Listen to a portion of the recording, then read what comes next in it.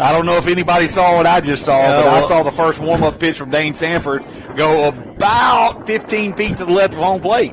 That was interesting. I think Sanford lost his grip right there. We're back for tonight's action, and Mr. John Benuzowitz is going to go through our starting lineups for Game 2. That's right. We have, first for the visiting Chiefs, we have Keandre Fields playing right field, Cooper Pratt at short, Drew Prosek at first, Jackson Jenkins at third base, Holland Hovader,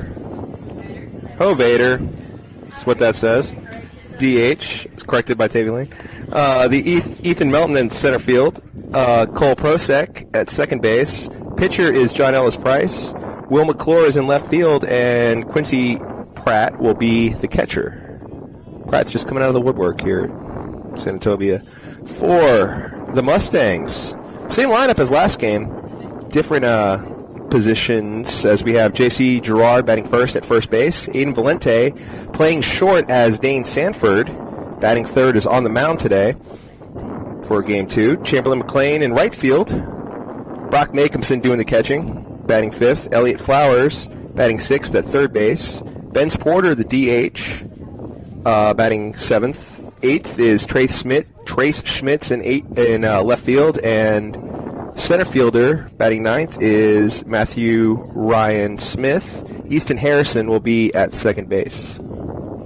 Good job, Mr. Producer, with the starting lineups. And as we get done with the starting lineups, the umpires are going to make their way to the field, and Keandre Fields is going to make his way to the plate. To recap, earlier, the Mustangs lost a close ball game against the Magnolia Heights Chiefs 4-1. Both teams racked up 5 hits in the game. The Chiefs were able to score 4 runs. Both teams had 1 error. And just the difference in the ball game was just a couple timely hits by the Chiefs that the Mustangs didn't get, and a couple late runs by the Chiefs as well. But nonetheless, a great pitching performance by Brock Makeson. Pitched 6 innings complete. Only gave up 4 runs, and then Jack Kirk pitched a scoreless 7th. Put the ball in play, had 5 hits. Couldn't work any free bases. Didn't get many free passes to get base runners on. Had to hit our way on against the talented pitchers from Magnolia Heights. But as we enter this game, it's a new game, and Dane Sanford, the number 1 pitcher now for the Mustangs, takes the plate in Game 3 of this series. Sanford's first pitch to Keandre misses high and inside for ball 1 as Fields squared around a bunt. Flowers and Girard both were charging. There's a chopper that's going to go just a little foul right there by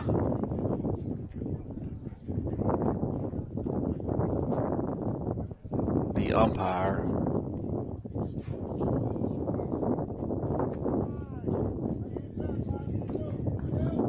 And now we have a 1-1 count. So Here comes the 1-1 pitch, and it's a breaking ball inside corner called strike 2. Nice job right there pitching for Dane Sanford. Swing and a miss, and a first batter strikeout by Sanford on the breaking ball that trails from the inside out. And there's one out here in the top of the first inning.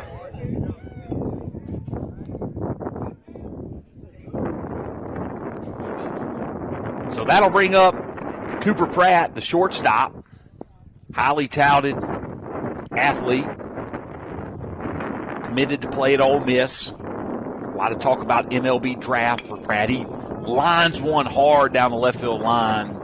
Count goes even 1-1. So a 1-1 count now. Ball thrown over the head of Sanford is picked up by the shortstop Valente. Pratt earlier today was 0 for 3. He did reach on a walk in the fourth inning of the first contest today as the sun really brightens up here. Wow. We have a rainbow showing over the trees in right field right now as we get a collective all from the Diamond Girls. 18,000 Diamond Girls that we have up here. It was like in unison that we heard that. Here comes the 2-1 pitch from Sanford. That's down in the dirt, just a little low for ball 3, and so now 3-1 count to Cooper Pratt.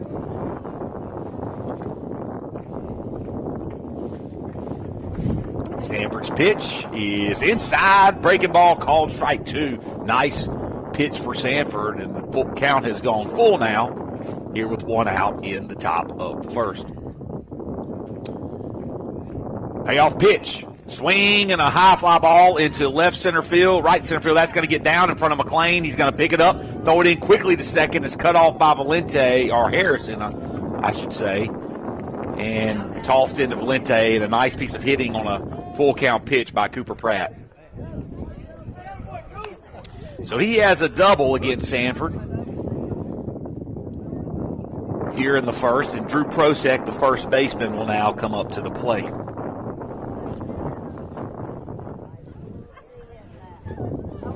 Prosek, one of the many college commits on this team, will play first base again for the Chiefs.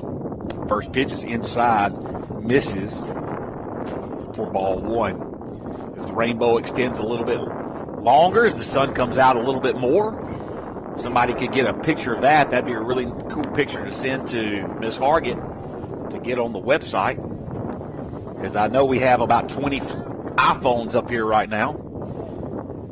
So a 2-0 pitch coming now to Prosek. That ball's inside on the left-handed batter. And so all three fastballs have trailed inside on Prosek, and now Sanford finds himself down in the count 3-0. Needs to make an adjustment here. The delivery is right down the heart of the plate, called strike.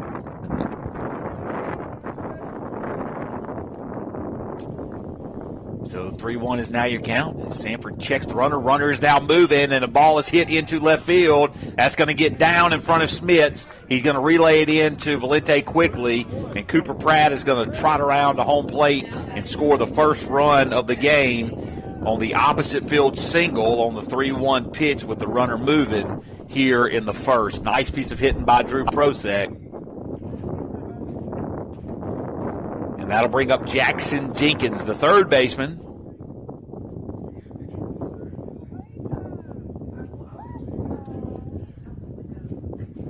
Sanford picks over to first base, and Prosek quickly dives back in. So Pratt was moving, hit and run, ball placed right in front of Smits. He did a good job of getting it in and holding Prosek to a single. And now we'll try to keep him over at first base with the second consecutive pickoff move. 2 hits already in the inning for the Chiefs. Keandre Fields struck out, Cooper Pratt doubled, and then Drew Prosek singled. Nice pitch on the outside corner called strike 1 to Jackson Jenkins. Future teammate of Drew Lamb. Yeah, and he's played a really good third base in that first game. He made a couple plays ranging to his left, does a good job of throwing it. We actually made him saw him make a circus play at second base. That's right. On Tuesday in Senatobia. As we were talking about, Lamb would really like to have him backing him up in Senatobia at Northwest when they're playing together. Pretty good pickoff move there by Dane. I'm had to think about it for a bit before throwing up that safe sign. So here comes the 0-1 pitch, and it's going to hit him. Breaking ball that he just couldn't get to come back across the plate. Jenkins turns his back to it and is hit by the pitch, and now there are 2 runners on and still only 1 out, and Harlan Vader is going to step up to the plate.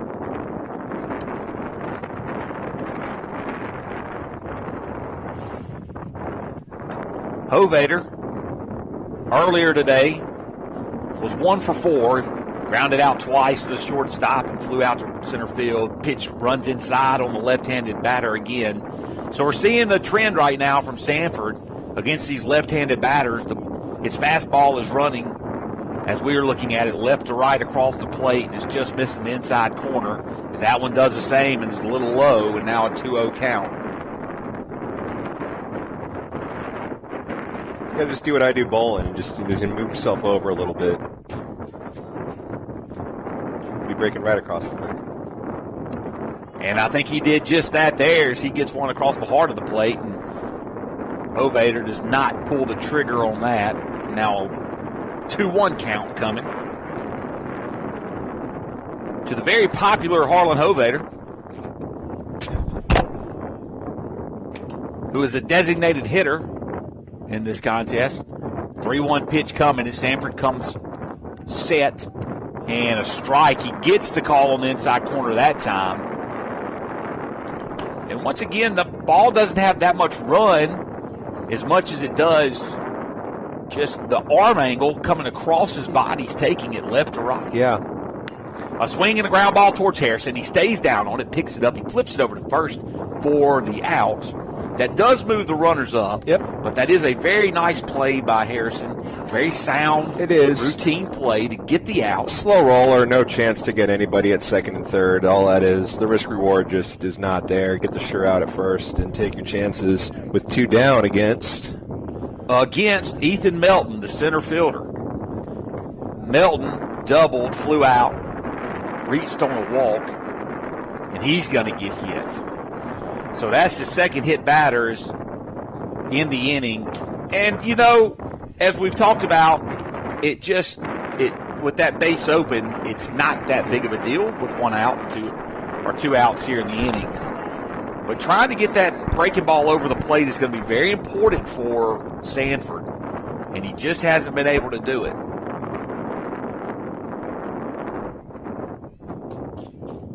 So bases are full now, and that's going to bring up Cole Prosek, the second baseman, the freshman. 1-0 pitch and a line drive, and that's going to hurt. Gets down in front of Matthew Ryan Smith. He throws it into Valente. He's going to throw it over to third, not in time. Ball gets away from the third baseman Flowers. Runner moves up to second. And so Prosek makes the hit batter pay for the Mustangs as he singles and reaches second on an error. And that'll put 2 more runners in scoring position and a 3-0 lead for the Chiefs.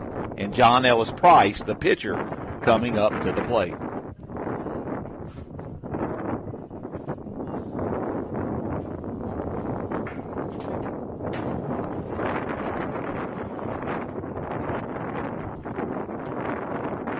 So Sanford's pitch to Price. It's a breaking ball that misses way outside. And that's that breaking ball that's been getting inside and hitting those right-handed batters.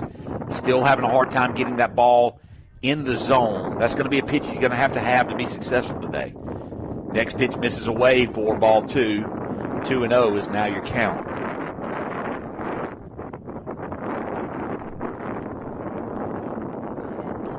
2-0 pitch from Sanford. Misses away.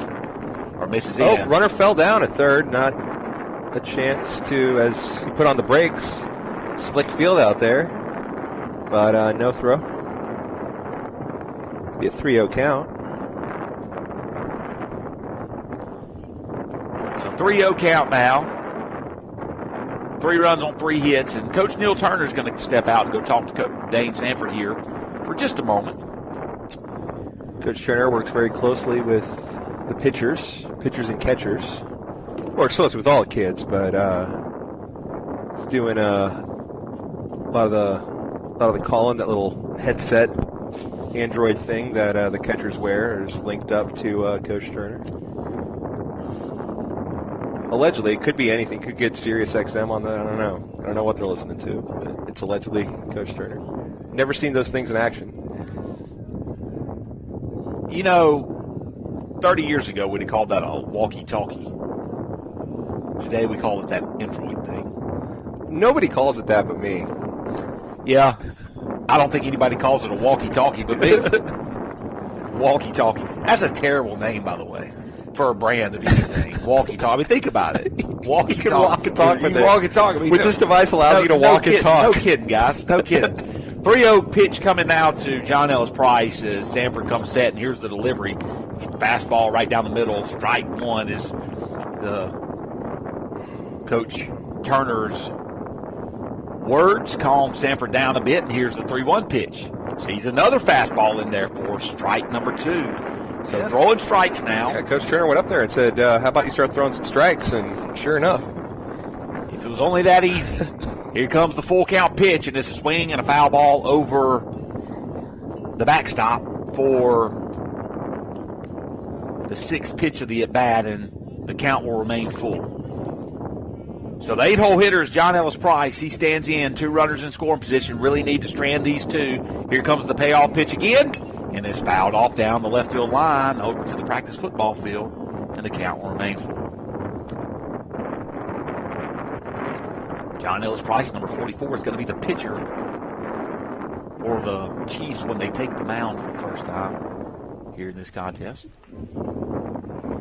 Lined up the delivery. Swing, no swing, doesn't need a swing, is on the outside corner, and a called strike 3.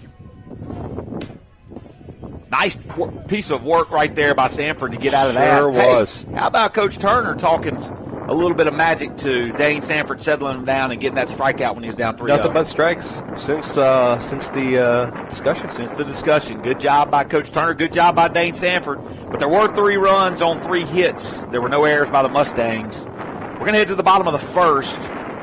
2 men were left on base. We'll be back shortly.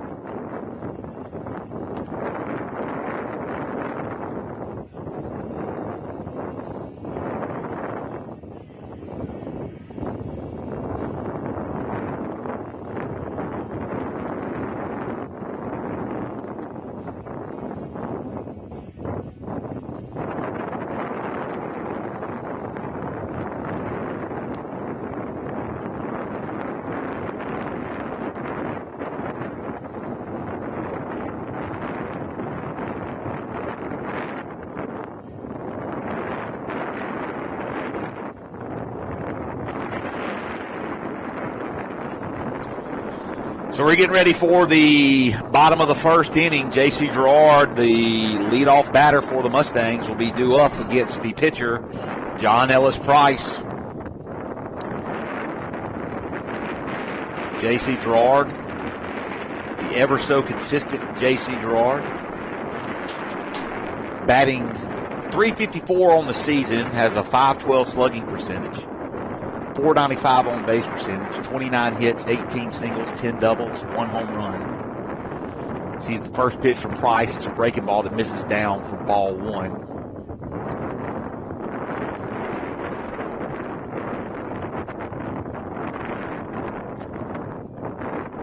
Here comes the 1-0 delivery, and it's a ball that misses down. As the umpire emphatically showed us that he missed it down. Yep.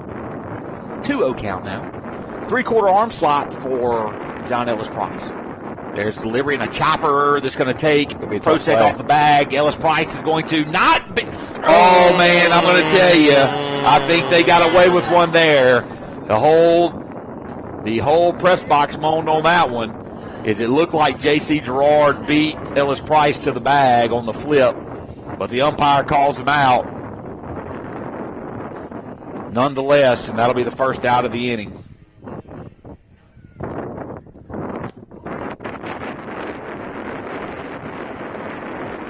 So Aiden Valente is the batter. The shortstop. Pitch misses, does not miss. Called strike on the outside corner. 1-1 is now your count. Valente batting .333 on his freshman campaign. Kind of steps out of the box on that one and takes a defensive swing, fouls it off over the dugout on the right side for strike 2. So Valente's now quickly down to Price. 1-2, and here comes the pitch. Breaking ball in the dirt. Valente does a good job not to chase.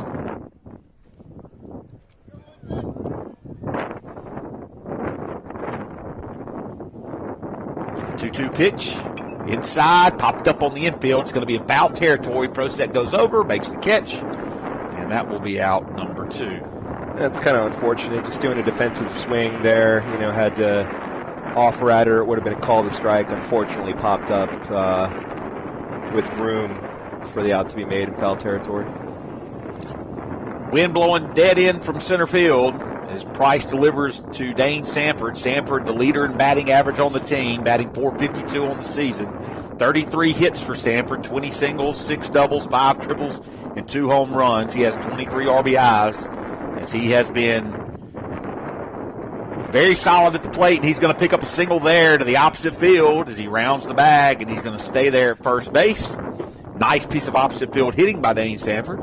Yeah, I didn't even wait for you to get done reading off all his stats before he just adds to them. He had an Android in his ear, and he was listening to it. He said, hey, man, you said I was batting .452. How about .457? That's going to bring up Chamberlain McLean, the right fielder. McLean having a very nice sophomore campaign, batting .320 on the season, 24 hits. He has an on-base percentage of .474. Oh, okay. When I read that, I said, there's no way he's got an on-base percentage. I know there's scouts here. Who are they there for? Man? They're not there for Cooper Pratt. Get out of my face. .874. He'd be playing for the Oakland A's. Might be as many people here as an A's game. Good crowd here tonight. There is no doubt about that. I think the A's are trying to tank it just so they can move to L.A. I mean, not L.A., Las Vegas. Here comes the 0-1 pitch. It's down in the dirt. Blocked up nicely by Quincy Pratt, the catcher in this game. It's his first appearance in the series. And McLean's count is now even. They're tanking it and saying, we're just going to get such bad attendance that we're going to be allowed to move to Las Vegas. That's Moneyball, baby. That's Moneyball. That's actually Major League. They stole that from the Major League movie. That's exactly the plot, isn't it? That is the plot. That's literally it, yeah. The count is now 1-2 to McLean as he swings and misses. And here comes the 1-2 pitch, and it is down in the dirt. Once again, blocked up nicely by Pratt.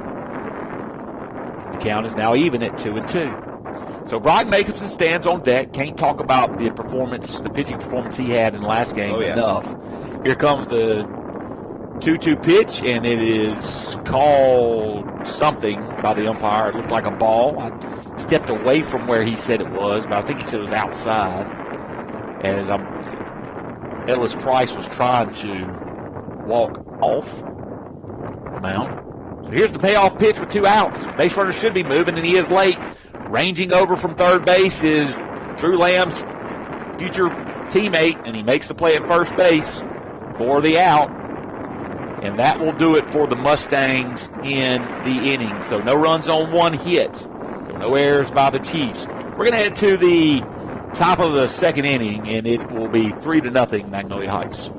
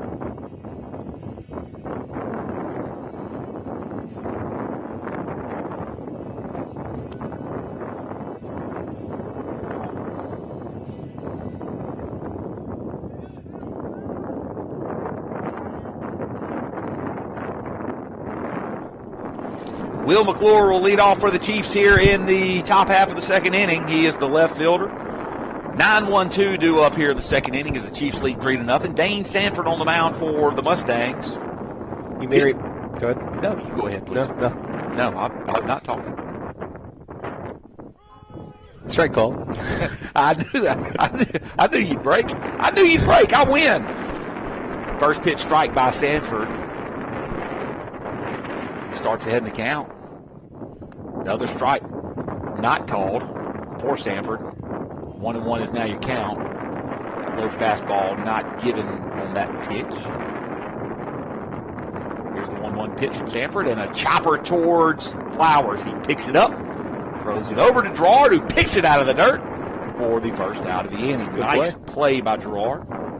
Good play by Flowers. Good pitch by Sanford. Make the routine ones. Things become a lot easier in this game. That's what we saw last game. One error in the 4-1 defeat versus the 4 errors that led to 10 runs in the first inning on Tuesday. Keandre Fields struck out to start the game. He is back up here in the second inning. First pitch outside for called strike one. Yeah, late run off the plate there. Cross got the corner, ended up outside. It's that pitch that runs in on those left-handed hitters. Caught the zone against the righty.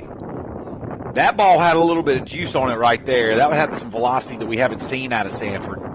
And when he settles down and takes about a mile or two, he does that off of his pitch, gets a little bit more consistent. When he overthrows and gets that velocity up, he struggles a little bit. Remember that talk came before that Canton game down at the Coast where he pitched a complete game, where he had a conversation with Coach Turner and said, you're throwing a 10 the whole time. How about you throw about an 8? He could, dip into that tank when he needs to from time to time, but overall more distant and longevity. That breaking ball almost hits Fields, and he's having a hard time with where he's starting that breaking ball off. It's just starting too much inside. If he makes a minor adjustment, he's going to make that pitch really effective. Here's the 2-2 pitch. He made. Cards did have to approve the hashtag on the rainbow picture over the school for the Instagram, so be sure to check that out. Nice breaking ball by Sanford there. Gets Pratt out in front. 1-1 is now your count here with 2 outs in the top of the second. Fastball misses away to bring the count to 2-1. Outfield playing straight up, wind blowing straight in as it's been all night. Been a really windy afternoon here in Greenwood. 2-1 pitch, breaking ball. He gets that over the plate. Flowers ranges to his right. He's going to pick it up. He's going to throw it high. Gerard can't come up with it. Pratt's going to move up to second. Hopefully he doesn't try to take third. He does not. And that's an error. An error that has not cost us yet, but does extend the inning, as that would have been out number 3. E5 by Flowers as he was ranging to his left, not his right, as I'm looking at him as his right. brain can't move quick it's enough. really tough to do that. Can't move quick enough. Can't do it. He did a good job arranging and making a clean play on it. Pratt's speedy, and he throws it over Gerard's head, and that's going to bring up Drew Prosek. He singled into left field his first plate appearance and drove in Pratt for the first run of the game. Ball high. Magnolia Heights wearing the powder blue jerseys with the white pants with navy blue and red striping as Pratt goes. And he's going to steal second. He's going to come all the way home because nobody's actually going to say it hit him. Yeah. They're going to say it hit Prosek. Hate to say it, but luckily. Well, I think I'm going to give Jacobson the benefit of the doubt that he knew that it did. Oh, yeah. I thought it was on the pitch. But that's actually going to take break. It's going to actually move the runner all the way back to second base. So runners will be at first and second now, and Jackson Jenkins will be the batter. So that's the third batter that's been hit by a pitch by Sanford. So no doubt the Chiefs are having to keep their head on a swivel while they're in the box right now. What? First pitch is grounded hard down the left field line, foul, and somebody out there in the or next to the bullpen area makes a nice little ground ball snag.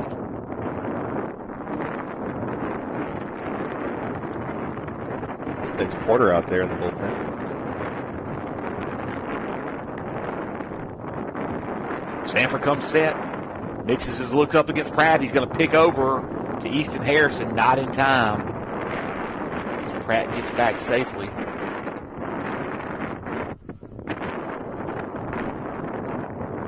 Wind is really picking up here now as we're hearing it. Howling through the press box. You can see Sanford's uniform moving, and the ball's lined into left field. Just foul.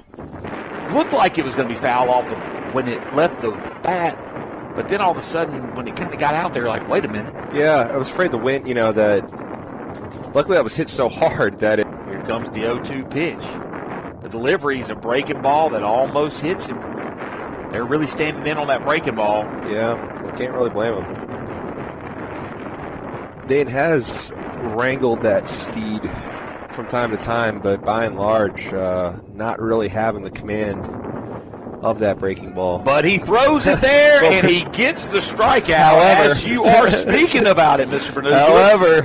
However, no runs on no hits. There were 2 men left on base. There was an error by the Mustangs, but it doesn't come back to hurt them. We're going to head to the bottom of the second. It's 3-0. Chiefs lead.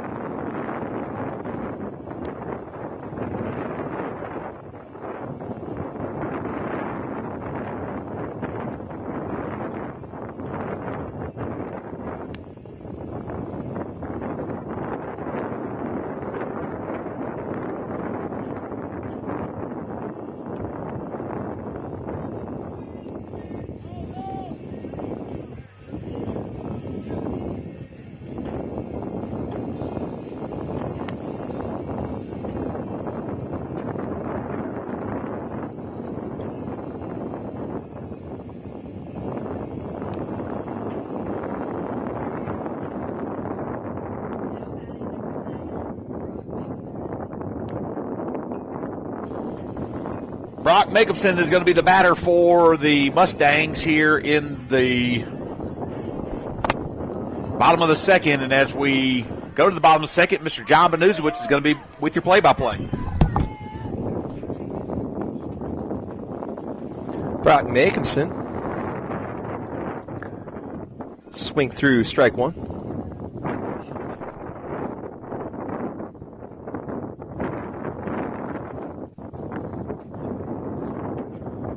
Swing and a miss on another off-speed pitch, and Jacobson's now quickly behind 0-2.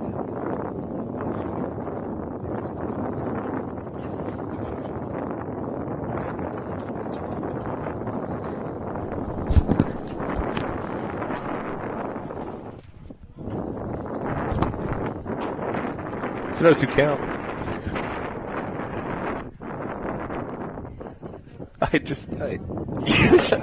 I'm sorry. It's a 2-2 count now. It's 2-2? 2-2. Is it 2-2? I'm going to be back now for play-by-play only because I want to be. So 2-2 count now. Here with no outs, Brock Jacobson. Here's the pitch from Ellis Price, and it is going to ring him up.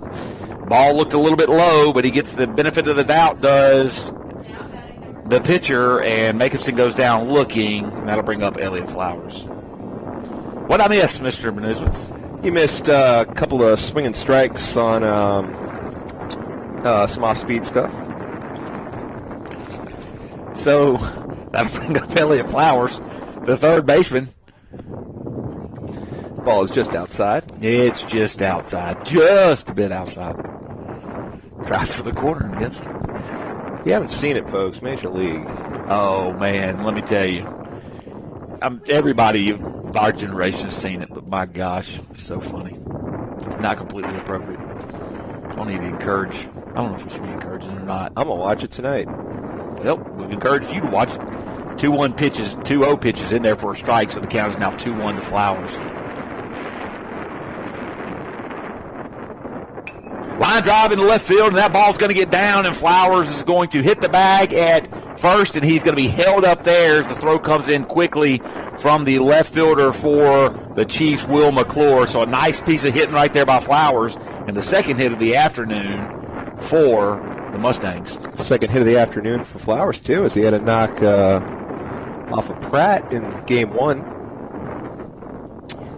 You know, you pick those young players that you really like to watch play baseball. You know, 2 years ago we picked JC. Yeah. When we were watching him as a sophomore, we just said that's the guy, and we kept talking about him throughout, and we really enjoyed watching him play and have enjoyed tremendously watching him play throughout his career. Elliott Flowers is kind of becoming that guy this year, isn't he? Yeah, that he is. Seeing kind of broke in as a freshman, now an everyday player as a sophomore, and really coming into his own with room to grow. And just plays the game hard and plays it right. It's a lot of fun to watch.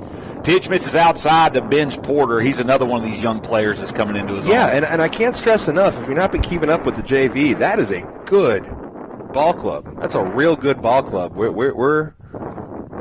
got some kids coming. Nice pieces of the puzzle coming for sure. 2-0 now the count to Porter. There's one out here in the inning. Porter's DHing in this game as he did in the first. Pitch misses outside for ball 3. Now a 3-0 count. And Trey Schmidt standing on deck.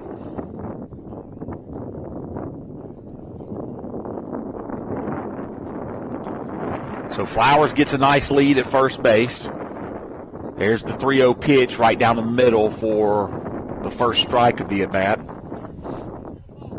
Expect them to be taken all the way there. So 3-1 count. Here comes the pitch, and a ground ball that's going to be fielded by Price. He throws it over to first for one, over to second for one, over to first for two, in the unconventional 1-2, I believe that was 4. I don't know if that was 6. Was it shortstop or second baseman that covered it? 1 to 6 to 3. 1-6-3 double play to end the inning. No runs on one hit, no errors. There was nobody left on base. We're going to head to the top of the third inning, 3-0. Chiefs lead.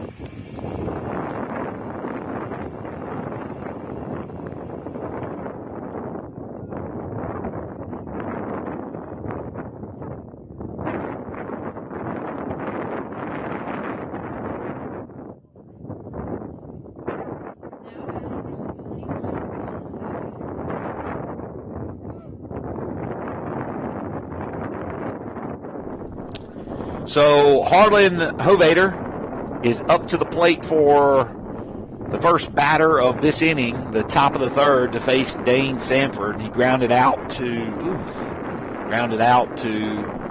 second baseman Easton Harrison. His first plate appearance. His 1-0 offering is called strike one, so 1-1 is now the count to the ever so popular Harlan Hovader. Pitch goes over Makemson's head for ball two, so 2-1 is now the count. 5, 6, 7 due up here in this inning. 2-1. Swing and a miss right there on a fastball. And now a 2-2 count. Sanford comes set. Here's the delivery. Throws the breaking ball that misses way inside. I'm sorry, way outside. The breaking ball that hasn't been there most of the time, but has been there when he's really needed it. Swing and a miss on the full count pitch, and Makemson makes a nice snag on it, and that is going to be the fourth strikeout of the afternoon for Sanford. And the second inning that he has actually led off the inning with a strikeout. That's going to bring up Ethan Melton, the center fielder. He was hit by a pitch in the first inning. Melton had a double and reached one other time in the first game of the series, of the afternoon. Pitch misses up for ball one. Been an interesting series. Really, really bad first inning in Senatobia. After that, though, after that first inning, this thing's really been very competitive. Yeah, losing. We lost a standard ball game, 4-1 earlier, where we each had 5 hits. They just got a few more runners across. As that ball is hit down the right field line, long run from McLean, it is out of play. The ball off the bat was a playable ball. Sure was. That wind took that sucker all the way to the wall. I'm going to talk about it until we go home tonight. The wind is just absolutely, it's making it a very hard play for any outfielder. And any time that the pitcher's standing on the mound and you can see the back of the jersey moving in the wind the way that it is, it just is, it's very obvious that it is very much in play tonight as a game changer. That ball was in play off the bat, and it blew well out of play by the time it landed. Here comes the 2-1 offering from Sanford, and it is going to be up and away for ball 3. Good pitch if you can get him to chase, but no offer there. 3-1 pitch. High fly ball into right field again. This time, Chamberlain McLean's over on it, and he can't quite make the catch as he was trying to check up right at the fence. Yeah, I think the fence played a role there. He didn't want to. He was at a full dead sprint. Didn't want to crash head on into it, just trying to get a foul ball. See if we can. We have some construction projects underway. See if we can't just move that fence over a bit. Just over, just a little bit. Just give Chamberlain some more room there. When he tried to check up, his cleats almost came out from underneath him. Yep. He's playing more to the line now, and now a big gap in right center field. And here comes the payoff pitch from Sanford, and it's going to be up and away for ball 4. And so after the strikeout of Hovader, Ethan Melton's going to reach on a walk, and that'll bring up Cole Prosek. Prosek singled and drove in a couple of runs his last plate appearance, as the bases were loaded when he did so.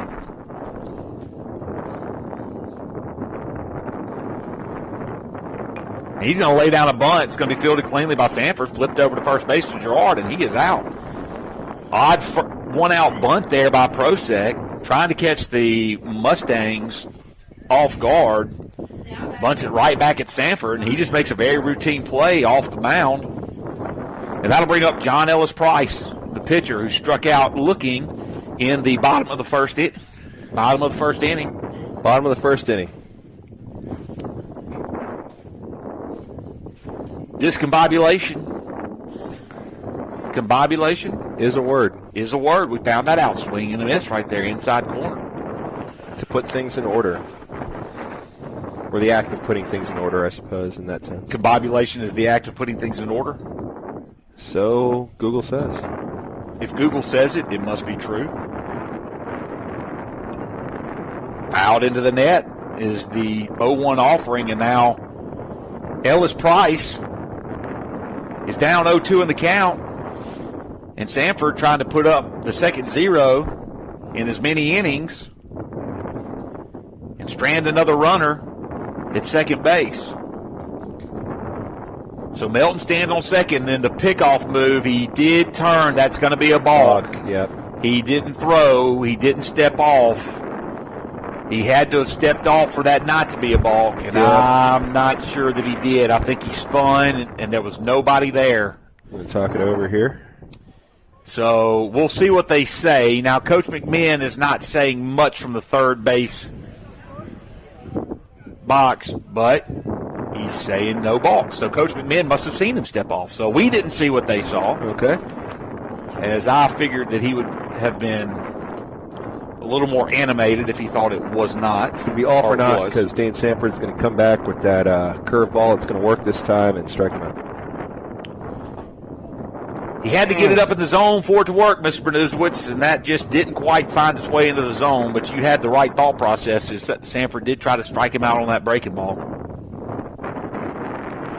So here he comes set at the belt, the 1-2 pitch, and it's a fly ball out of play, left side. And now the count will remain at 1-2.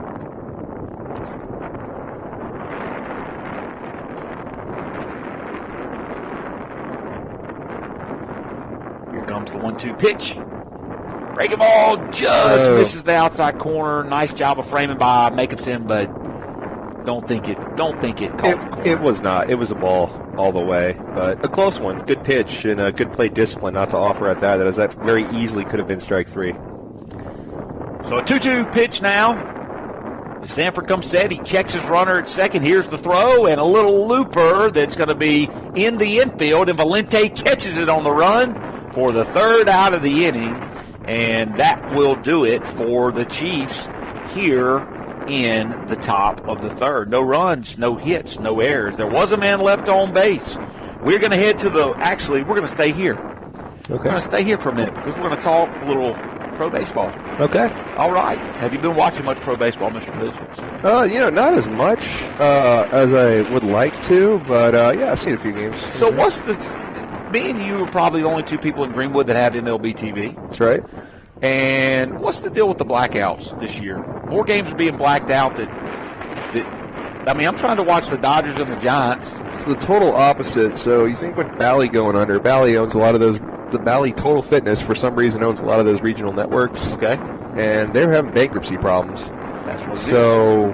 But if anything, that would have voided the contract that MLB is trying to get out of because they don't want these many blackouts. They're kind of stuck with it. But for some reason, despite all that, there's more blackouts now than ever, which is the biggest problem MLB faces. They do all this stuff to speed up the game and try to get more people watching, and they make it harder than it's ever been to try and see a game. Yeah, there's not many people that are going to be in Greenwood, Mississippi watching the San Francisco Giants and the Los Angeles Dodgers game on a Wednesday night at 9:30. But it was a good matchup. It was a good matchup. Webb and Kershaw, and you can't watch it. That's frustrating. So who's your team right now? Who's the not the ones that you routinely cheer for? Who are you kind of getting on this year? Do you ever just kind of get one team for a year and try to roll with them? I kind of just whoever makes a lot of crazy trades and whoever team's kind of really kind of going for it. So like kind of the Mets did last year and what the Rangers are doing this year. The teams that are making the splashes, I like to see how those pan out. We're on the Rangers, both of us are. That's we'll right. Continue this conversation here in a few minutes, but Trey Smith is going to step into the box as the wind picks up here at Lewis Coleman Field as he sees a first pitch strike right down the middle of the plate. Smith's the left fielder in this contest. Stands in with a 0-1 count. That ball misses down low for ball 1. 1-1 is now the count. 3 runs on 3 hits for the Chiefs. No runs on 2 hits for the Mustangs as Smith fouls one away towards the field house. And the magic of the orange bat is trying to get Smith's a 2-strike hit here with no outs in the bottom of the third. There's a fly ball Shallow center, and it's going to drop. Bounced, that bounced. Absolutely. That absolutely bounced. And he's going to call him out. And Coach Branch is going to immediately come out. That bounced for sure. And say that for sure. That bounced. The ball bounced. That bounced. No. That 100% bounced. The ball bounced. Coach Branch is probably going to get his money's worth on this. I'm telling you right now.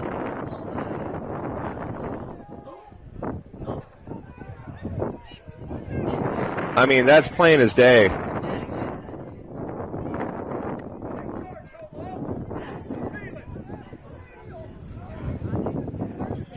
That ball bounced clear as day. Clearly trapped. And he called him out. Oh, it's an out. That's it.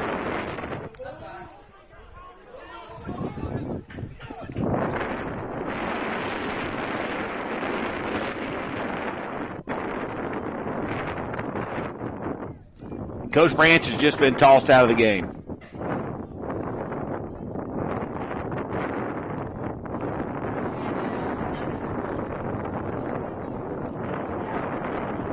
Yeah, an out is called.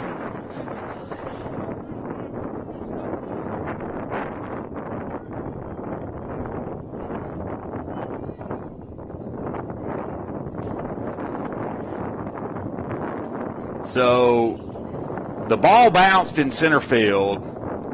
The umpire. We were on it immediately. We said it was bounced when they called out. Coach Branch and Coach A. Oh my gosh, they've just called him safe. They've called him safe. Oh my gosh, they have just called him safe, and they have thrown Coach Branch out of the game for arguing.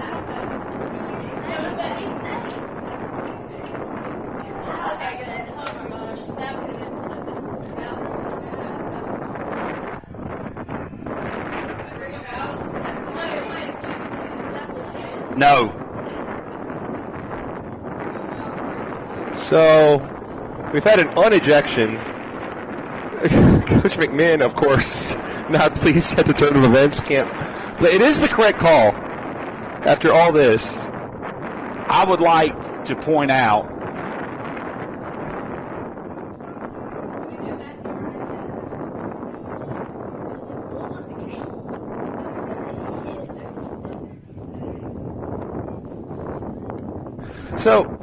So at no point, my question is, at no point during the argument between Coach Branch and the umpire, was there an appeal?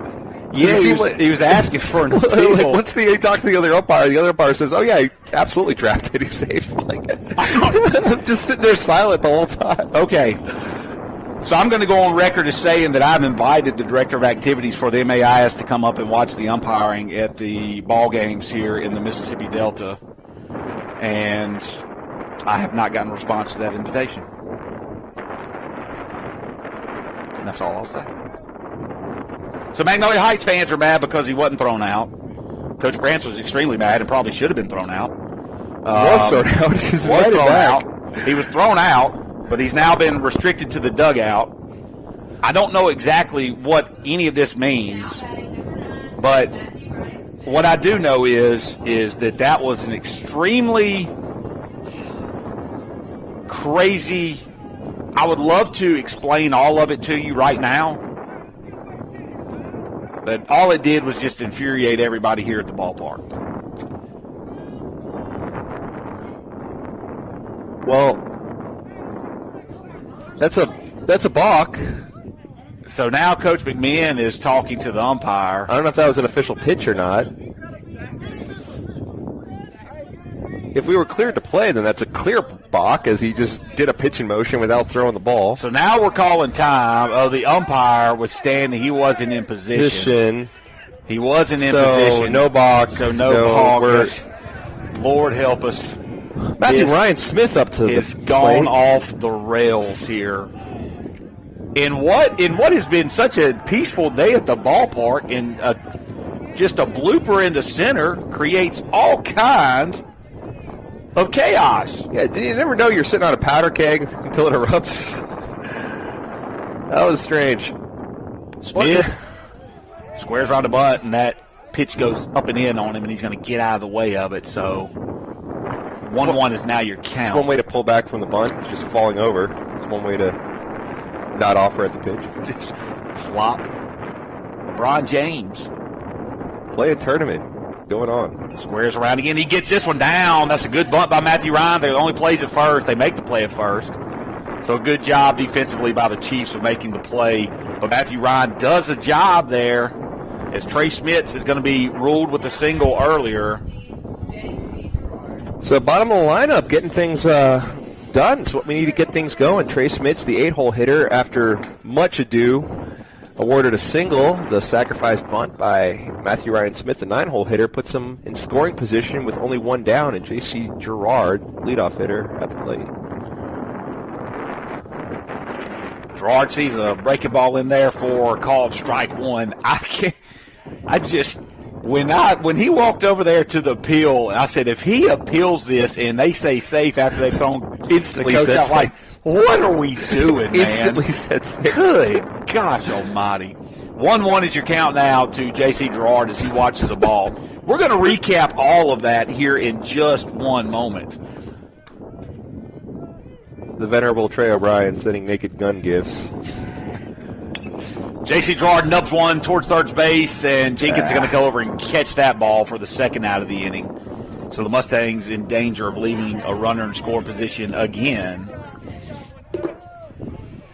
Not if 333 hitter Aiden Valente has anything to say about it.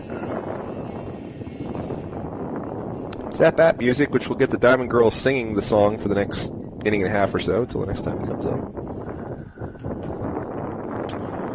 So Valente steps into the box, sees the first pitch that misses way outside. Valente flew out to first base in the first inning. So hazy blue has kind of set in all around. Kind of a slate. Just an odd hue.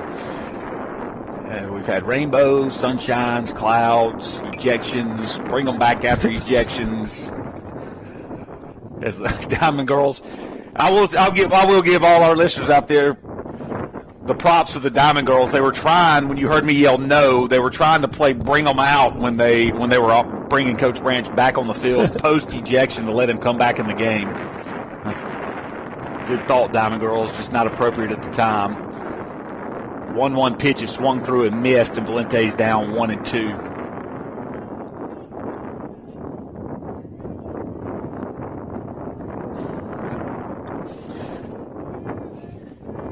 So here comes the 1-2 pitch.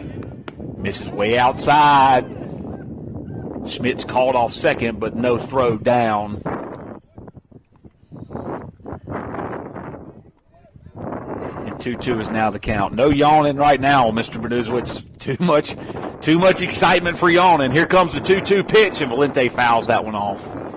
Out of play over the dugout, where Magnolia Heights is housed tonight. In this chilly, windy, misty rain. Wearing what looked like the Rays uniforms. Yeah, they've got a lot of great looks with their uniforms. This is not one of them. Here comes the 2-2 pitch. Misses just outside. Is John Ellis Price really wanted that pitch. Don't blame him. Wasn't a bad pitch. Was just a little bit off the plate. We'll see if the walk around the mound gets him a call or not here with a full count and 2 outs. Here's the payoff pitch, and that is going to be ball 4. Good spot here. And Aiden Valente is now on. And Dane Sanford here in the bottom of the third represents the tying run at the plate.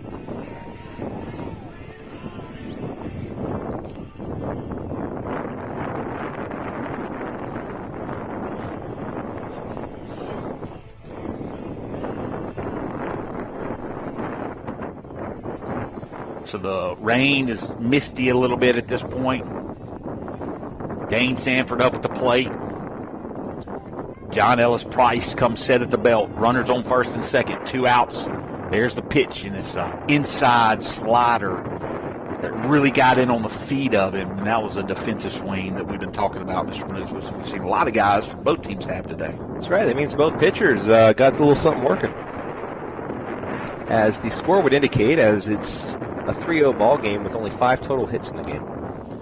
Here's the 0-1 pitch, way outside, misses for ball 1. So the count now even here with 2 outs.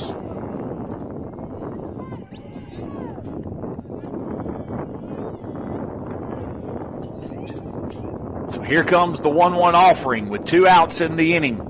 Sanford grounds it towards the shortstop. He picks it up, he steps on second base, and that will do it for the Mustangs here in the bottom of the third.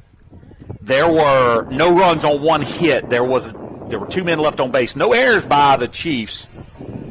We are going to stay here and talk a little bit about what happened. So, is it worth, or do we just need to move on? Let's take a break. Let's take a break. We'll be back shortly.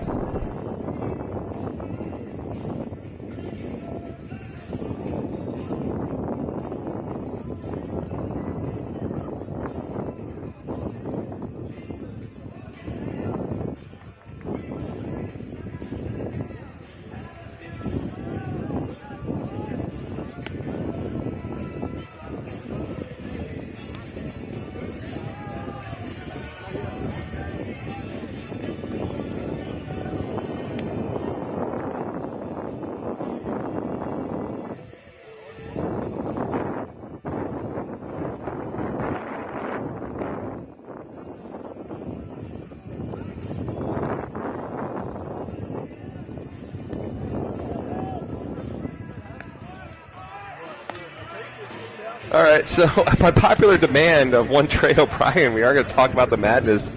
No outs in the first. Trey Smits with 2 strikes hits a pop fly into shallow center field. The shortstop, second baseman, and the center fielder all ranged in on it, and the center fielder dove for it, and it clearly, as clear as day, bounced in front of him, and the umpire called him out. He trapped it on the short hop. When the umpire called him out, Coach Branch sprinted faster than he sprinted probably since he played baseball across the infield and started arguing with the umpire, and he keeps looking at the home plate umpire as if, give me an appeal. And they stood up there and argued for a while to the point where Coach Branch then got restricted to the dugout. Then he got thrown out of the game when he continued to go back to the umpire. At that point, the umpire walked over to the home plate umpire. They had a conversation, and they ruled him safe just immediately and brought Coach Branch back on the field. After all that. And after all that, the 9-hole hitter for the Chiefs is up, Will McClure, who is quickly ahead in the count 2-0 as Sanford has thrown 2 straight balls down in the dirt to him. You may remember Will McClure from such plate appearances as bouncing out to Elliott Flowers in third base. If Phil Hartman ever had a better role as a cameo appearance, if he ever had a better role as a cameo, I would never know it. I don't know. Lionel Hutz, the exact same voice, was pretty good. I was watching Matlock in a bar last night. The sound was off, but I think I got the gist. Appearing in court, combing his hair with a fork as he was doing it. Just a great character all around. If you're not a fan of The Simpsons, you're not going to know what we're talking about. You've missed out completely. It's a shame that show went off the air like 30 years ago. Man. Oh, wait. Oh, it's still going. Keandre Fields is going to have his third plate appearance here in the 4th inning. He struck out twice in this contest. The Chiefs lead 3-0 here in the top of the 4th inning. Dane Sanford in for his 3rd inning of work. Fields squares the bunt. Jacobson looks to throw down to first as McClure got off the bag a pretty good ways. Let's save Tony Orlando's house. Here comes the 1-0 pitch, and once again, Keandre Fields looks to bunt, and he's going to pull it back. Get confident, stupid. Just all of his films. Just, I could go all day. I'll stop. Squares the bunt again, and the pitch misses high for ball 3. So now 3-0 count, as rain is starting to fall a little bit heavier here. I will clear off that picture between innings here for y'all. 3-0 is the count. Here comes the pitch. He squares around the bunt. He's going to get a called strike right there by the umpire. But he shook his head, though. He's been shaking his head for no, it's missing, and then that's a strike called. So 3-1 count now coming to Keandre Fields, the Missouri commitment. Going to play for the Tigers in the fall. It's Columbia, I believe, by Jefferson City. We talked about that the other night, Kansas City to St. Louis, the span of the... Nothing in between but Mizzou and the capital. St. Louis, neither St. Louis nor Kansas City is the capital of Missouri. And they're going to award Keandre Fields first base on a pitch inside, and so that's 2 consecutive walks to start the 4th inning here for Dane Sanford and the number 2 hole hitter Cooper Pratt, who's doubled and reached on the E5, coming up to the plate. So Coach Dill Turner is going to go out and talk to Sanford. While he does that, Mr. Benuzowitz is going to step away for just a minute. He's going to step away. Looks like we're going to have a pitching change here. It looks like Benz Porter is now going to enter the game on the mound. And Dane Sanford's evening is going to be done as he leaves with a 3-0 lead. I'm sorry, 3-0 deficit here in the 4th. Pitched well. I'm still here. I'll do it in a second. Pitched well. Didn't have his best stuff as that curveball was not there 100% of the time for him, but did a good job to kind of compensate and reach back when he really needed it, and keeping us here with holding the venerable Chiefs to 3 runs on 3 hits. I'd say job well done by Sanford. So Benz Porter's going to get the ball as he is warming up. We're going to take a break. We'll be back for action in the top of the 4th when we return.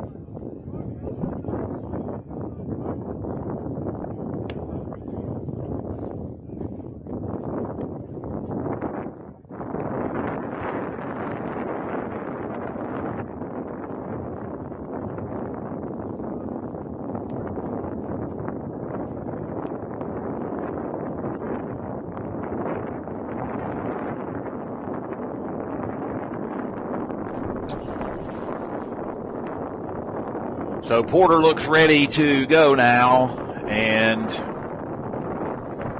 Cooper Pratt will step up to the plate.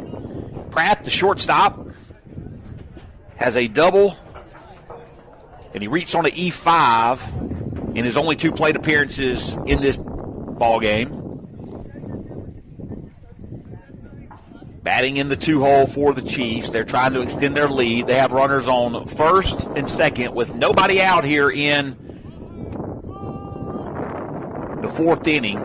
He shows bunt, takes a breaking ball for strike 1.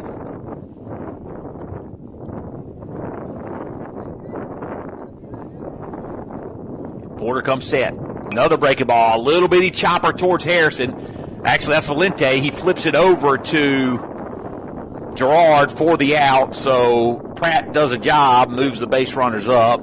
Valente only had 1 play on the slow chopper.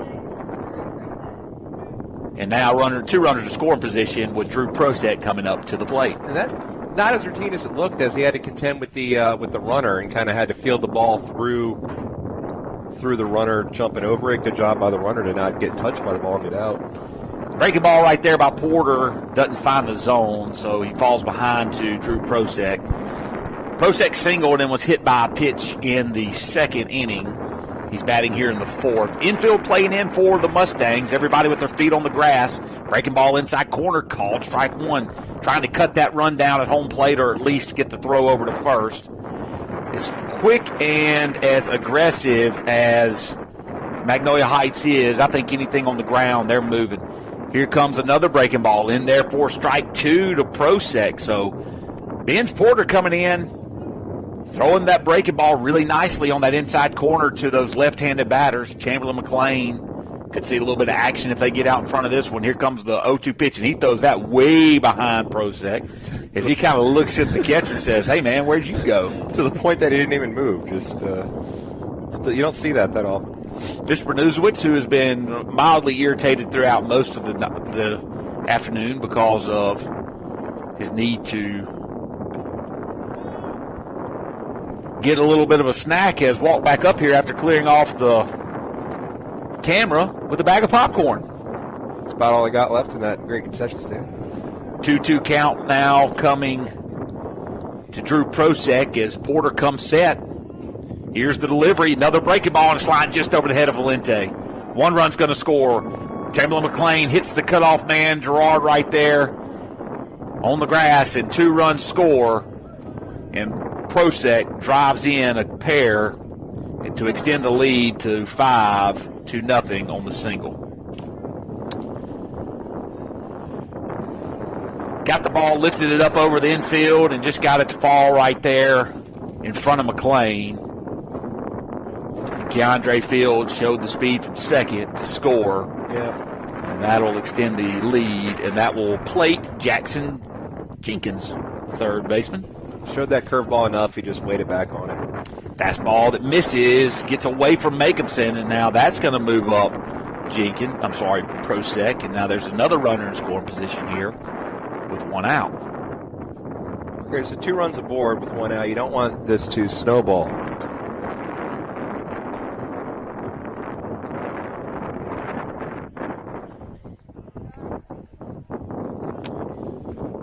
One 1-0 pitch misses outside for ball 2. 2-0 is now your count. So Porter, who did a really good job of finding the zone when he faced his first batter, got ahead in the count but gave up the hit, struggled right there to find the zone, but he got that one across. That one's fouled away down the third baseline. 2-1 count now for Jackson Jenkins, the third baseman, number 23. Drew and he are sharing a bunk bed, I heard, at Northwest. And that is going to miss inside for ball 3. As we've talked about, nice breaking ball outside corner for strike 2. Count is now full. Excellent pitch. As we've talked about the fact that we don't necessarily like the powder blues that Magnolia Heights wears, they do have a really nice hat this year.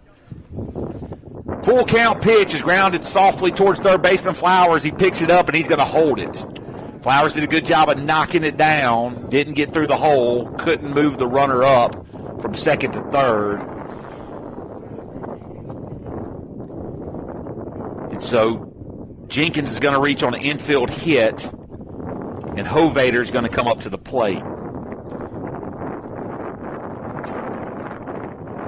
Check out the Chiefs hat when you get a chance. They've done a good job of kind of almost going back retro Cleveland Indians. Oh, boy. Don't get politically correct on me now, Mr. Bruce, which is a good I'm not the one hat. that changed the whole name of the franchise. I'm just telling you, it's a good-looking hat. 1-0's the count. You'll see that hat in Major League.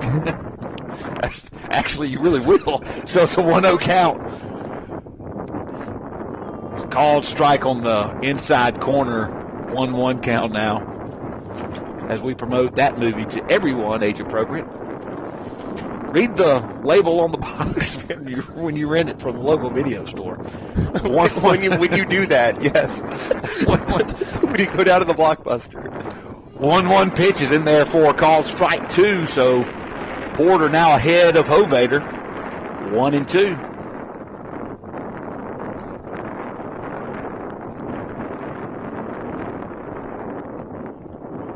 Here comes the pitch. Runners are moving.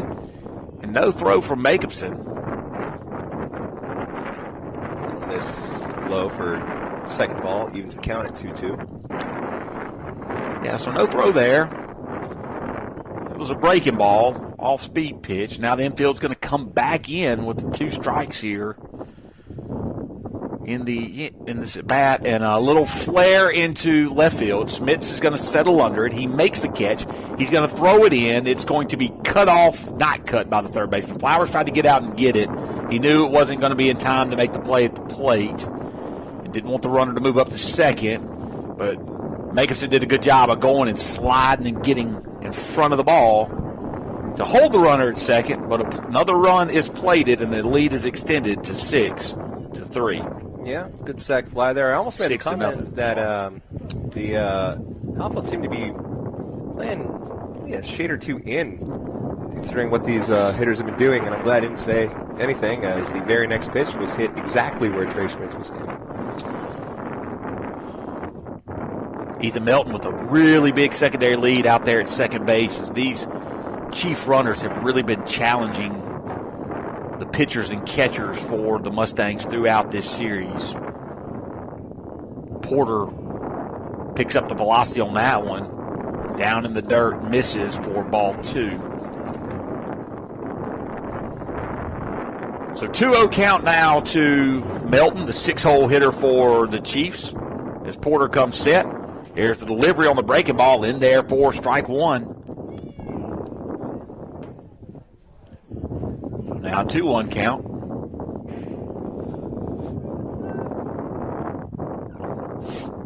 Two-one pitch. Breaking ball misses up for ball 3. Yeah, I really wanted that call or an offer or something. Got neither.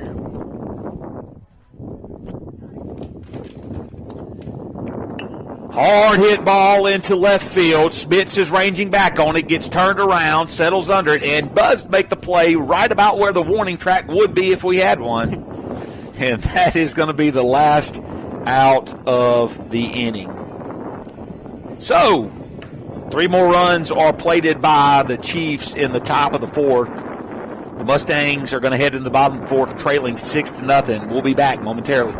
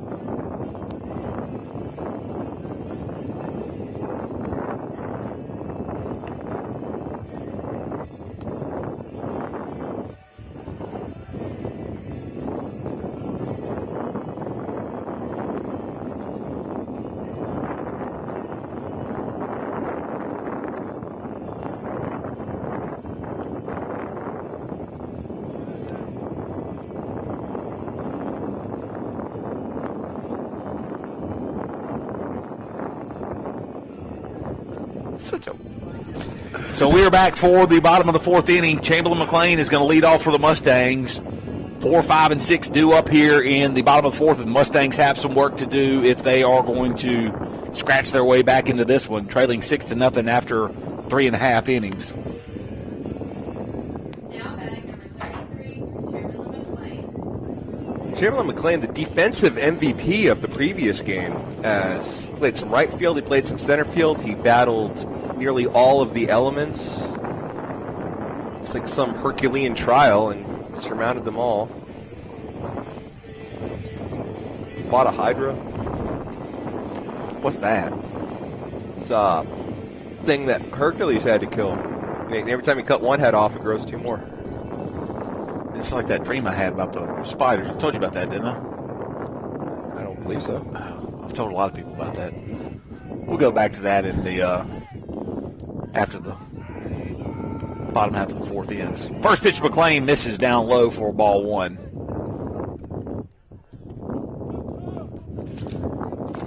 interesting. I don't know much about. I don't really know a whole lot about Greek mythology. Oh, I love Greek mythology. What's my favorite god? Well, we're being asked questions now from people that can't be heard on air. Well, they can be heard on air. They don't realize they can be heard on air as much as they can be. 1-0 count now. The pitch coming to McLean is just a little bit outside, and 2-0 is the count. Standing on deck is Brock Macomson, the catcher for the Mustangs. Pitch just catches the outside corner for a strike one, 2-1 count. Recommend Edith Hamilton's Mythology. It's a short little book that catches you up on all the main things in Greek mythology. Same pitch, same location, same outcome. No swing, 2-2 count now coming to McLean with no outs. Here's the pitch.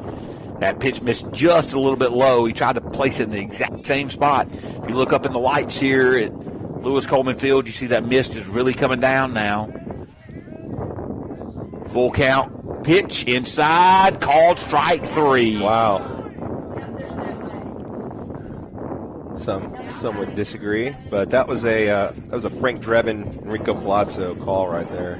He got into it. And if you don't know who Enrico Palazzo is, you're missing. Major League, Naked Gun, and other movies from the 80s. Available at your Blockbuster. Mine's a my Blockbuster is a Verizon store now. Yeah, it all changed. 0-1 pitch is swung through and missed by Macomson. The count is now 0-2. So you have a nice 80s filter if you're watching at home, as the rain has really clammed up the broadcast.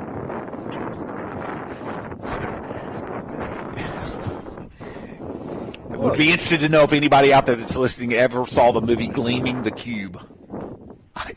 1-2, here comes the pitch. Misses down low for ball 2. 2-2 is now your count. And if you have, what is the premise of the movie?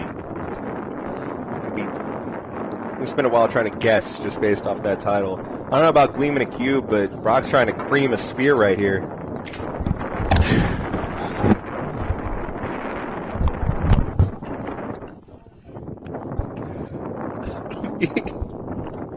Full count to make.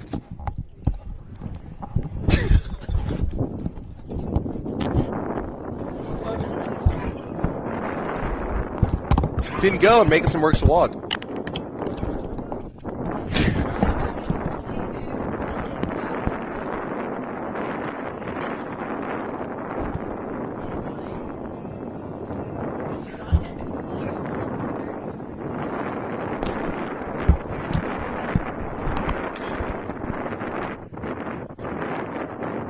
So after the walk, it'll bring up Kate Flowers.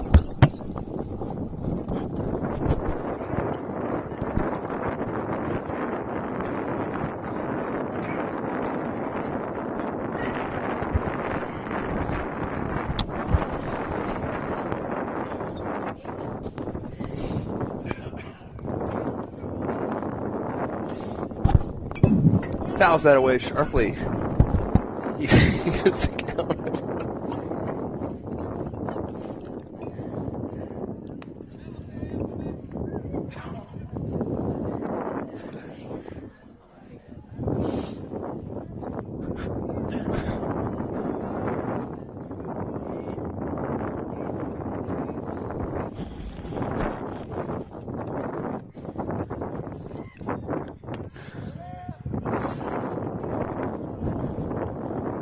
Two balls, one strike.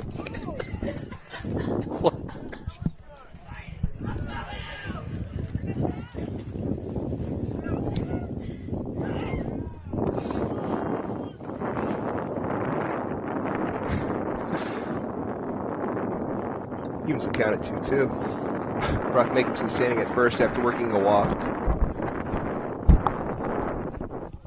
Nearly gets him. That ball will go all the way to the backstop, almost hop over the netting, and Brock Macomson will advance to second, and the count will be full. 3 balls, 2 strikes, and 1 out.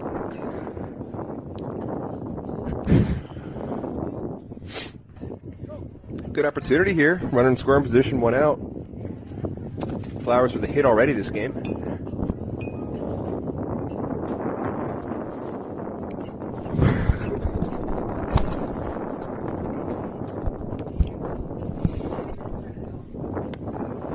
And Flowers works the walk, so Ben's Porter, the DH, will eventually step up to the plate, but not before a mound visit, as Mustangs have 2 on with only 1 down in the inning. Trailing by 6, need to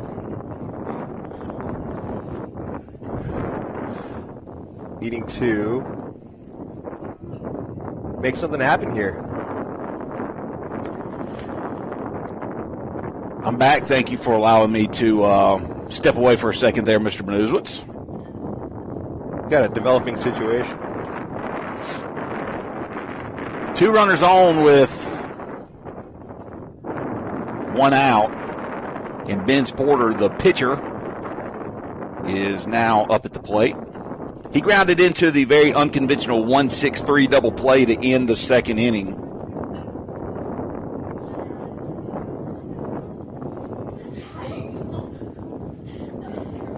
And he'll step in against Ellis Price. There's the delivery in there for a called strike 1.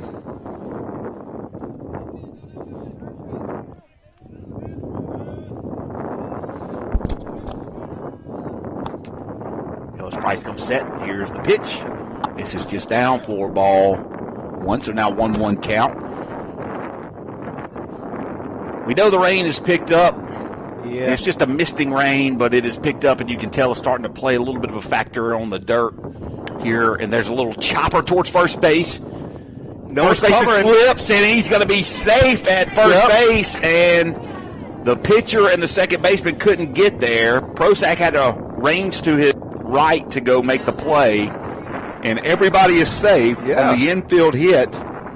And the bases are loaded with 1 out and a scoring opportunity now for the Mustangs.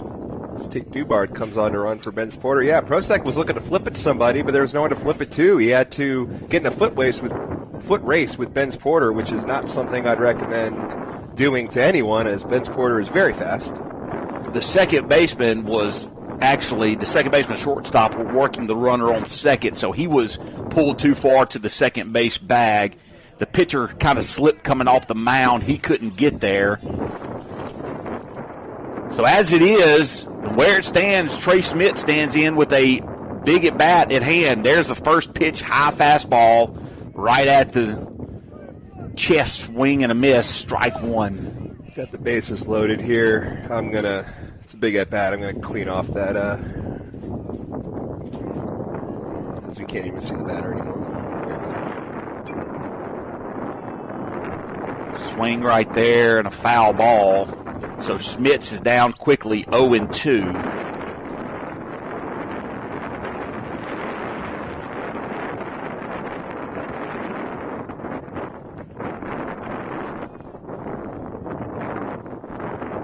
Price comes set. Here's the delivery. Outside, misses ball 1, so a 1-2 count now.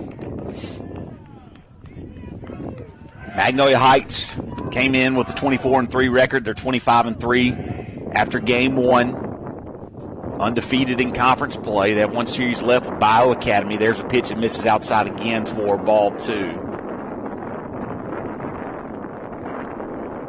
The Mustangs will play their final conference series next week, final regular season series next week against the Washington School Generals, and what is going to have big playoff implications.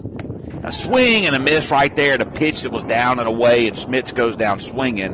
And that's a big out right there for the Chiefs. And now Matthew Ryan Smith is in a really big spot with 2 outs and the bases still full. Can't strand runners in scoring position. Expect to win a game against the Chiefs. So here we go. Matthew Ryan sees a pitch down in the dirt for ball 1. It's a pretty strong mist out there after braving the elements to, I don't know if improve the camera or just make it worse in a different way. Swing and a miss. chopper. Swing That's bunt. going to be down the first baseline. He slips, can't make the play. Can't make the play, and Matthew Ryan Smith is safe at first base. And the run scores. Yeah. And now the lineup turns over with the bases still loaded, 1 run in. Well, Got a stew going. any way that you can do it, and J.C. Gerard now comes up in a big spot, as the grass is going to continue to get slicker and slicker as this game continues.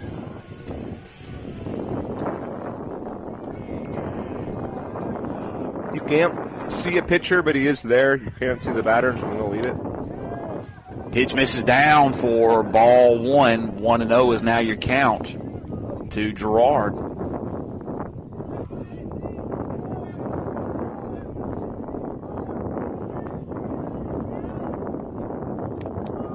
Inside corner, just nicks it for strike 1. Breaking ball there.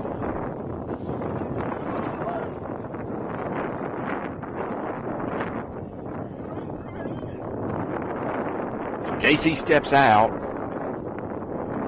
Pitcher steps off. Last pitch got the crowd a little animated. Not sure about what. Looked like a pretty decent pitch right there. Here comes the 1-1 pitch, and it's a high pop fly on the infield. It's going to go out into foul territory. I don't know if anybody's going to get it, and they can't find it there in the rain. And so Gerard is going to have another opportunity with 2 strikes against Ellis Price. It was just a foul ball, and if anyone heard me say, "Oh, that's bad,"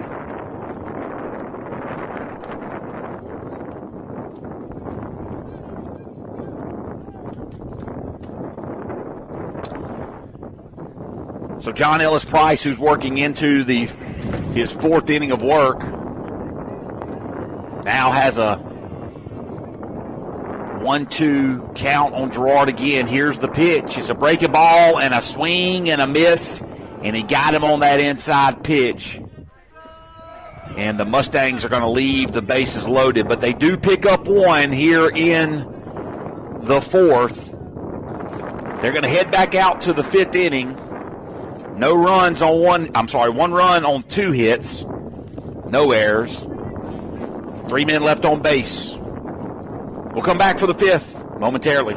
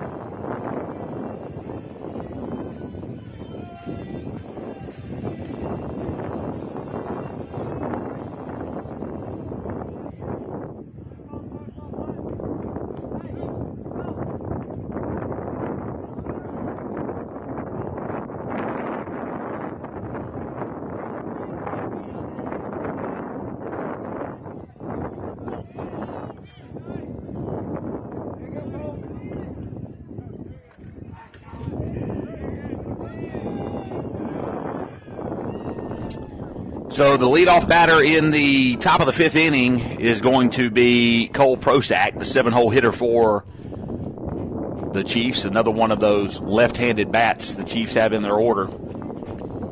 Here's the delivery from Porter, and it's going to be up and away for ball 1. Ben's Porter came in relief in the 4th. Did a decent job of taking over in a tough situation. Gave up a couple hits. Threw a lot of strikes. Pitch to contact. Here's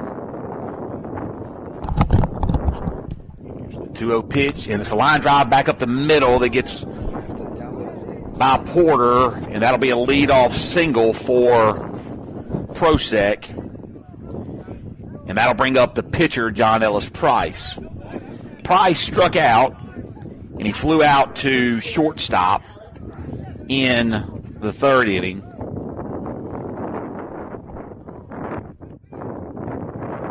Chiefs have 6 runs on 6 hits, no errors. Have 1 run on 4 hits due to the Mustangs and 1 error for the Mustangs in this contest.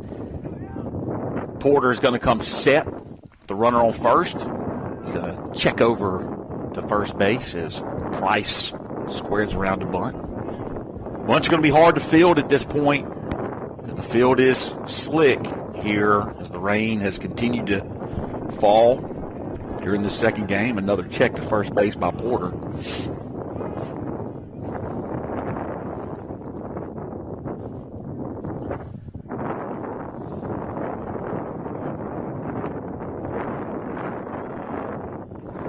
Price showing bunt. Flowers creeping up. He pulls back, slashes, and there's a ground ball to Gerard. He fields it. He's going to run over to first base, touch the bag just in time, trotted over there and made the play. He saw it, kind of made me nervous. But Price does his job, moves the runner up on the slash bunt attempt. That'll be the first out of the inning on the 3 unassisted, and Will McClure, the 9-hole hitter who walked his last plate appearance to lead off the 4th, came around to score a run.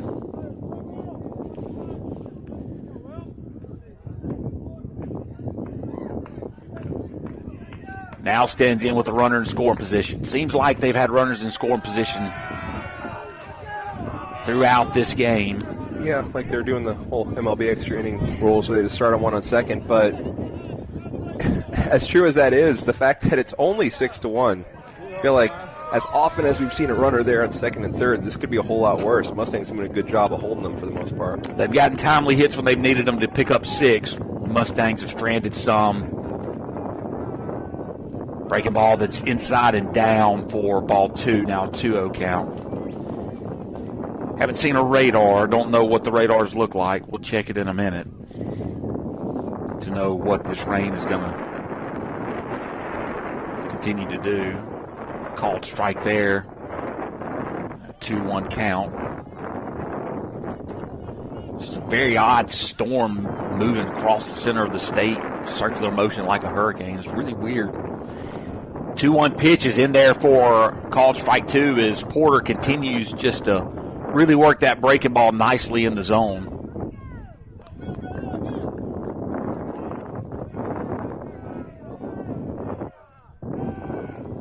McClure's going to step off. The left-handed batters have this rain just blowing right in their face. The umpire's going to step out, takes a look over at the dugout, and then steps back. All right.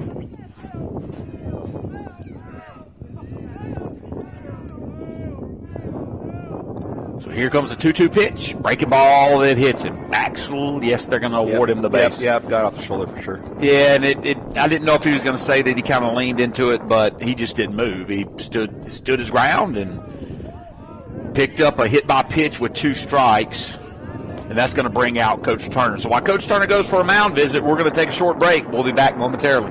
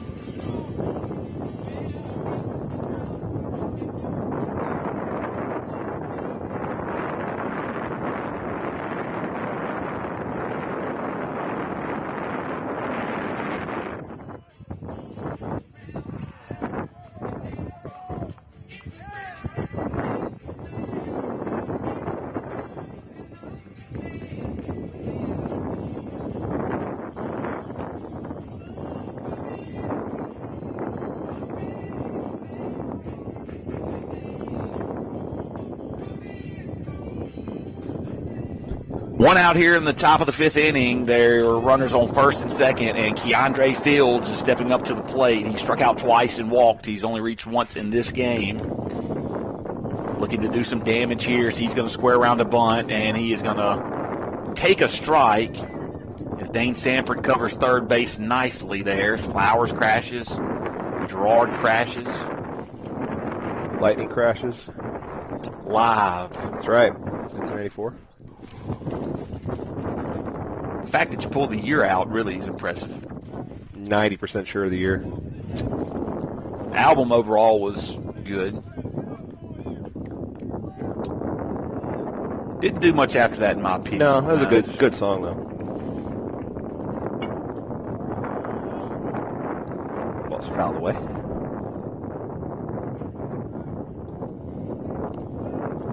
Oh-2 count now to Fields. 94. Well, I never questioned that you knew it. No, just 0-2 count now to Fields.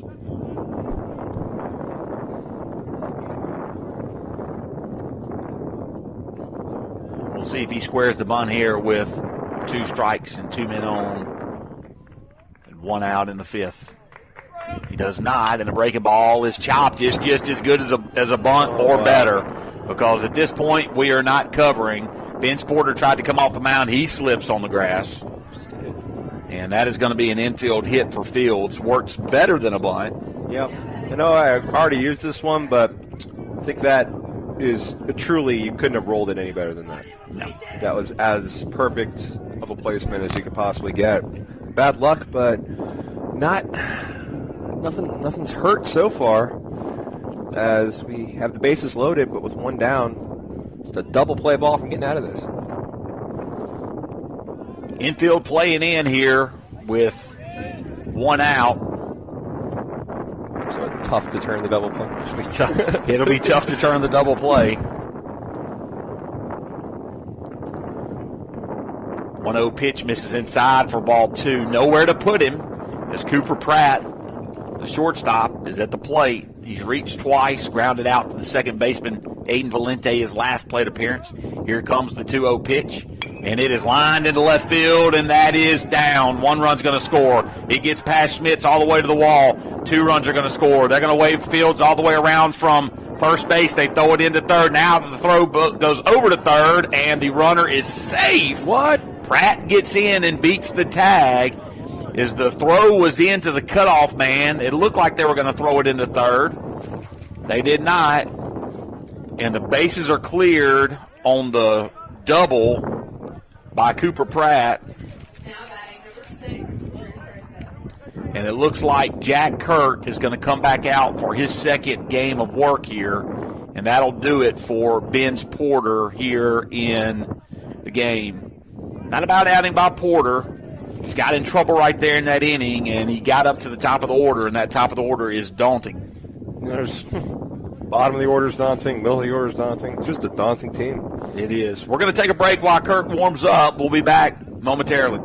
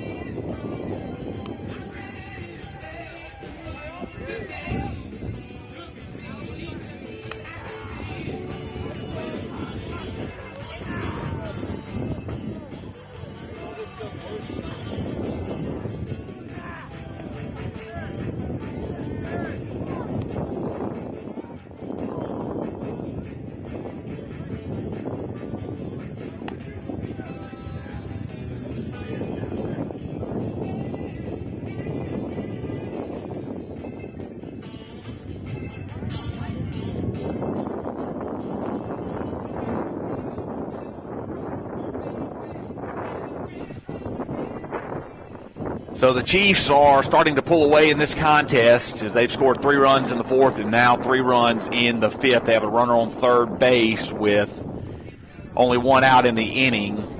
And Drew Prosek, the 3-hole hitter, coming up to the plate. He singled twice in this game. He's reached all 3 times.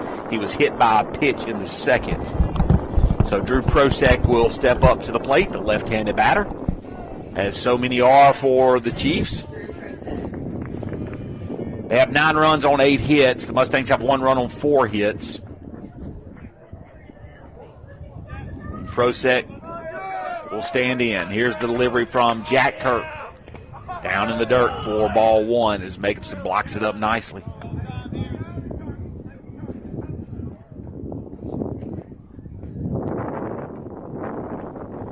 1-0 pitch. High fly ball. Looks like it's going to go out of play. Very high. As JC ranges over, and it does. Finally lands. Just outside of the fence. Almost playable for the infield for the Mustangs. Pleased to report that the rain is not coming down nearly as bad out there. Not like it ever was, but that mist has kind of demisted a little bit. That's the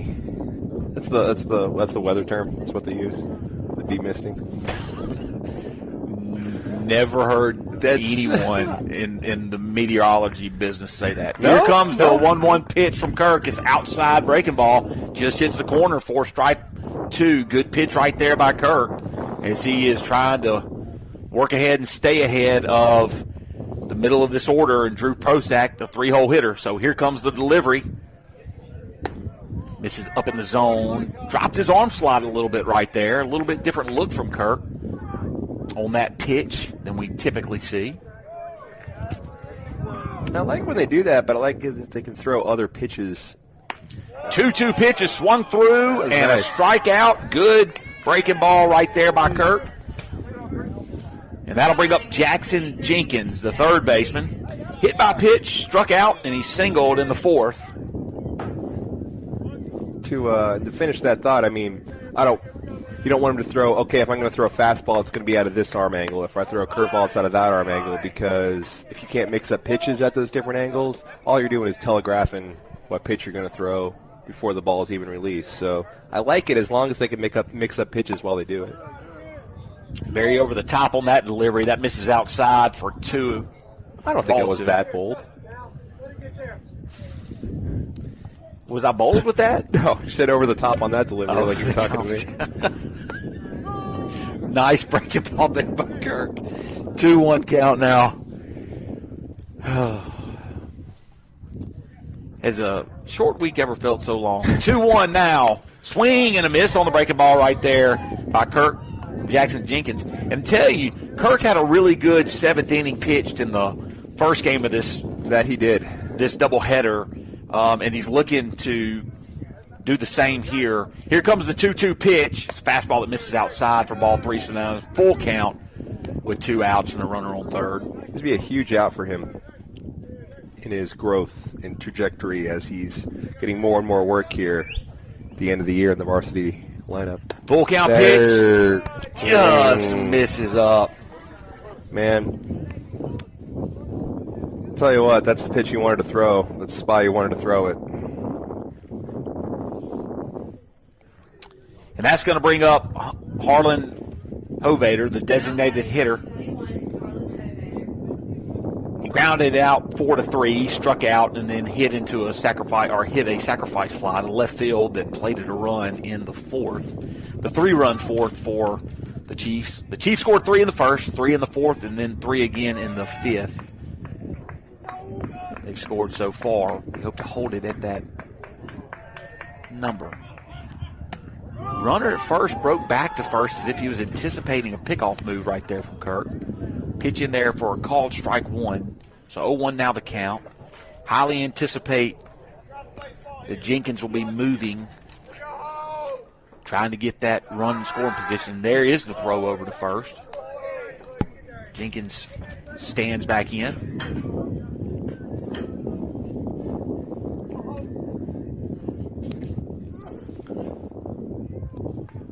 0-1 delivery. Down in the dirt. The runner's going to take second base on defensive indifference. It's really one of my favorite baseball terms. Great. And the count is now 1-1. Here's the delivery from Kurt. Little flared left side, getting Chase's flowers, and he can't make the catch over his shoulder in foul territory. He laid out for it. I think he got his glove on it. Really good effort over there as he's getting over there in that watered area by the bullpen. I mean, he gave 100% to that. The ball's just not catchable.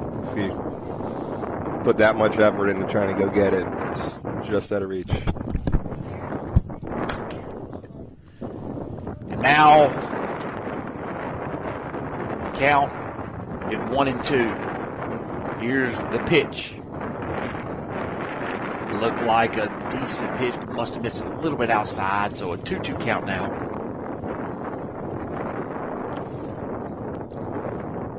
Hovader stands in, out of the windup. Here comes delivery from Kurt. Fly ball to left field. Should be playable for Schmitz. Coming on strong. And he falls down. Schmitz falls down, doesn't make the play. Had the out, had the fly ball for the out, went back on it. And when he went back on it, it died in front of him up in the wind, and he couldn't make the play, and 2 runs score, and that has stretched the lead to 11-1. So the pitch that Kirk needed to make, he made, and an error by Schmitz.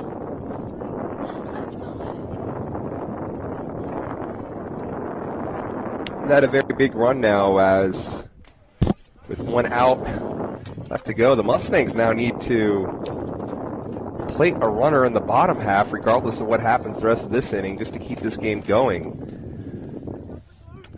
Doesn't have that feel. This game didn't really have that feel through the better part of it. No. And it's just until this inning, and just 5 runs in. Some unfortunate things are taking place. Kurt gets a breaking ball in there for strike 1. Nice pitch right there by Jack Kirk. Yeah, Kirk's still battling. Coming back strong, shaking that off. And he's had a couple of good innings pitched so far in this game, tonight. Fly ball to center field. This one is going to be playable by Matthew Ryan Smith, who comes in and makes the play on the run and will end the inning. So the Mustangs have to score a run to keep this thing going in the bottom of the 5th inning. Mr. Bernusewitz, we're going to take a break. We'll be back momentarily.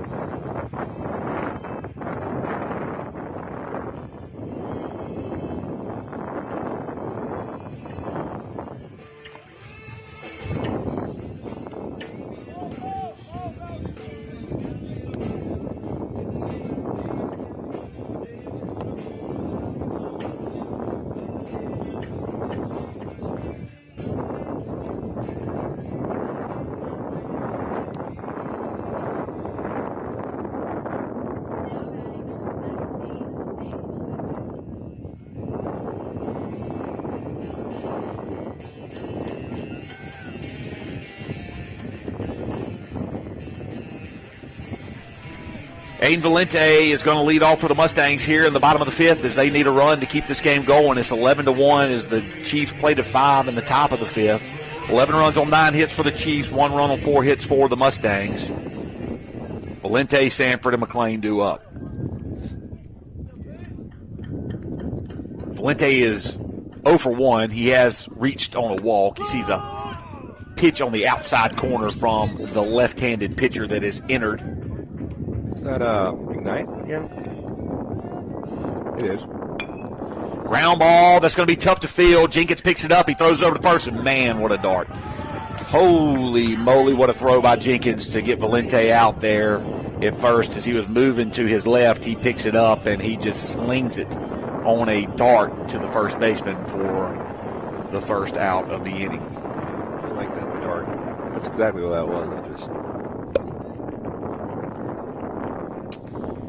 So Dane Sanford is now up at the plate. Swings and misses through that one. 4 strike 1.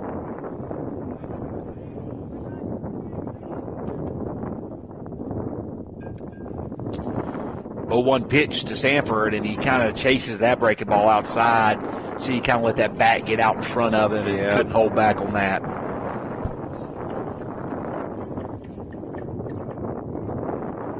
So here's the 0-2 delivery, and it's just down for ball 1. And 1-2 is now your count. Chamberlain McLean stands on deck. Mustangs have to get a run. Fly ball into right field. That ball is going back and back and back, and Keandre Fields gets under it right at the wall and makes the play for the second out of the inning. Give that a ride. The wind blowing in, you kind of wonder. When it left the bat, it didn't look like it was going to be hit out, but as it traveled, it looked like, and Fields was moving back on it, it looked like it could be. So regardless, there are 2 outs here in. Sit down. Yeah. Yes. And Gabriel Noakes is going to get a pitch hitting appearance. And he swings and he pops one up to the second baseman, and that's going to do it for the ball game. So, Mr. Berduzewicz. Sir. Not the way we wanted this night to end. It is not.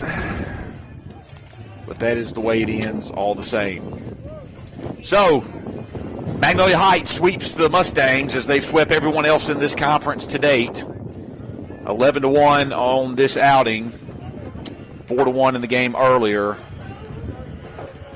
And we'll find out what the playoff picture looks like before the first game on Tuesday night of next week. We will host on Tuesday. It will be senior night. We'd love everyone to please come out and support our seniors on their senior night here against Washington School. And then we'll be at Washington School on Thursday for a varsity doubleheader. We will give an update on what the playoff picture looks like and what the Mustangs' chances are and hopes are and all of those things as we enter next week. As it is, I hope everyone enjoys the weekend. Come out and watch the senior play Sunday night or Sunday afternoon or Monday night if you can. As always, it's a great day to be a Mustang.